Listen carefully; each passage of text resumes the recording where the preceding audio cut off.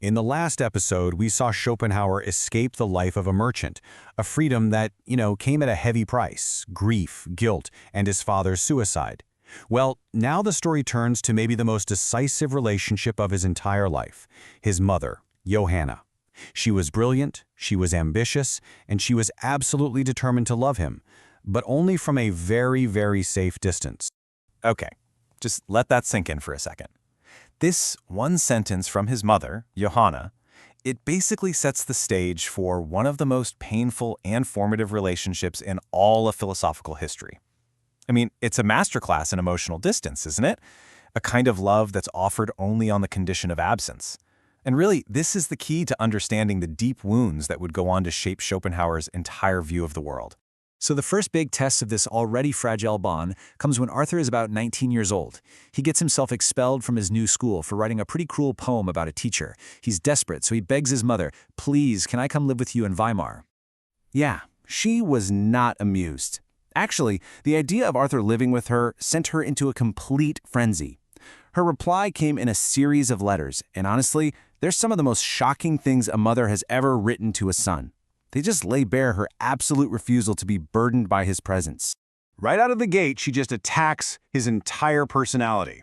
There is zero sugarcoating here. She's not just saying, "Oh, you're a little difficult." No, she's saying his very presence is a trial, a hardship that she finds almost impossible to even endure.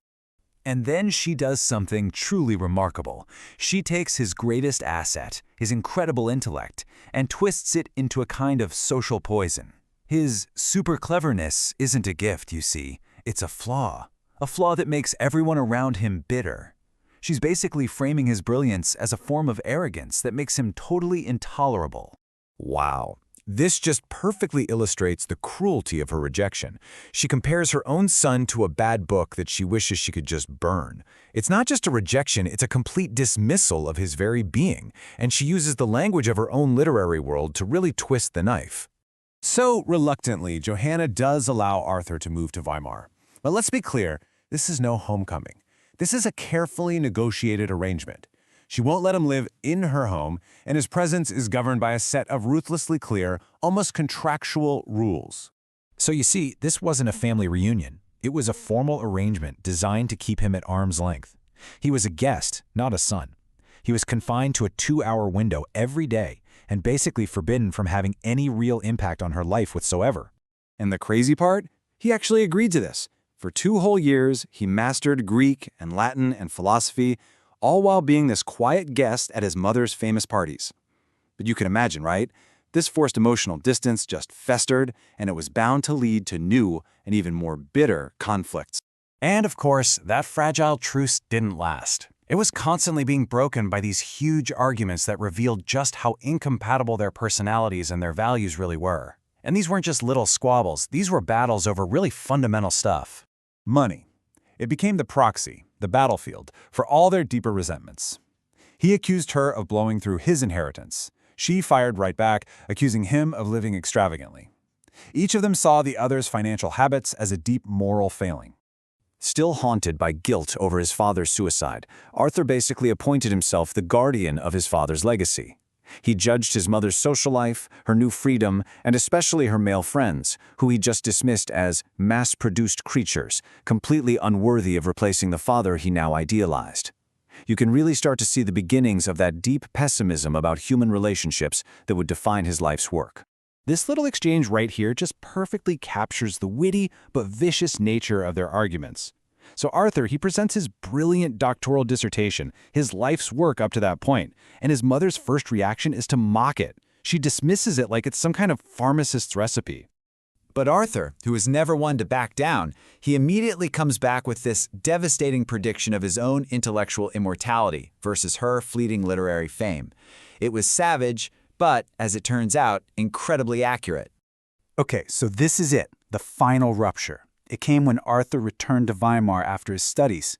All those old battles over money, his father's memory, his mother's freedom, they just erupted with an intensity that made it absolutely impossible for them to coexist. These were the final blows. He attacked her integrity with family money. He attacked her morality, accusing her of having an affair. His hostility got so extreme that she had to start seeing her own friends in secret. I mean, these accusations, combining money, morality, and control, they finally just exhausted Johanna's patience. After one last ferocious argument, where Arthur literally slammed the door on her, Johanna wrote him this fateful letter. She took his symbolic act and she made it permanent. That door, she said, was now closed forever. And in that final letter, she gave him this absolutely devastating list of his perceived flaws. It's a catalog of every single conflict that had defined their tortured relationship, from his mistrust and his criticism to his greed and his now infamous contempt for her entire sex. And what was the result of that final letter? 25 years. That's how long his mother would live without ever seeing her son again. He would become one of history's most influential philosophers, his worldview forged in the solitude that this final break made permanent. But they never saw or spoke to each other again. And that leads to this profound question that would really shadow the rest of his work. How do you navigate the world when the very first door to ever close on you was your own mother's? In the next episode, we'll see how that distance becomes a final irreparable rupture. Follow us so you'll be notified when the new episode is released.